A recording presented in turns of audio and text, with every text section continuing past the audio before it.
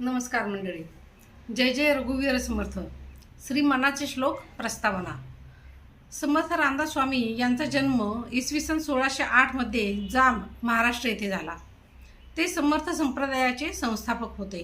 रामाला व हनुमंताला उपास्य मानणाऱ्या समर्थ रामदासांनी परमार्थ, स्वधर्मनिष्ठा, राष्ट्रप्रेम यांच्या प्रसारार्थ महाराष्ट्रात प्रबोधन व संघटन केले.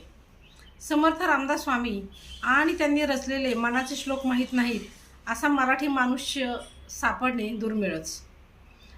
प्रत्येक मराठी माणसाच्या हृदयात या श्लोकांनी घर केलेलं आहे.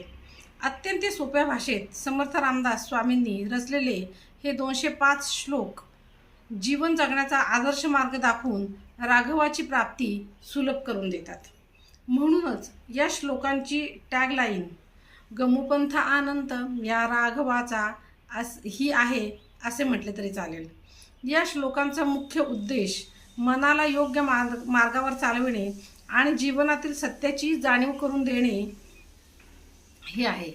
पूर्व कर्मानुसार जसा स्वभाव लाभला असेल तसा स्वीकारून स्वतःला राघवापर्यंत घेऊन जाण्याचे सामर्थ्य या श्लोकाच्या अभ्यासातून आणि त्यानुसार केलेल्या वर्तनातून माणसाला मिळू शकते.